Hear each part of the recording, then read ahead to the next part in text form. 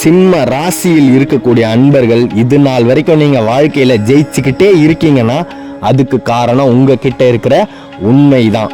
நீங்க எத்தனையோ இடத்துல தடுக்கி விழுந்திருக்கலாம், ஆனா அந்த இடத்துலயே இருக்காம எந்திரிச்சு நீங்க மேல நகர்ந்து போறதுக்கு காரணமா இருக்கிறது உங்ககிட்ட இருக்கிற நேர்மை தான். அப்போ உங்களுடைய நேர்மையும் உங்களுடைய உண்மையும் உங்களை வாழ்க்கையில ஜெயிக்க வச்சுக்கிட்டே தான் இருக்கும். பார்க்கறதுக்கு வேணா நீங்கள் ஏதாவது ஒரு தோல்வியை சந்திக்கிற மாதிரி இருக்கலாம், அந்த தோல்வி நிரந்தரம் இல்லை. சிம்ம ராசியில் இருக்கக்கூடிய அன்பர்களுக்கு இனிமே வெற்றிக்கான காலம்தான். நீங்கள் நினைத்ததெல்லாமே நடக்க போகுது, நீங்கள் கேட்டது எல்லாமே கிடைக்க போகுது.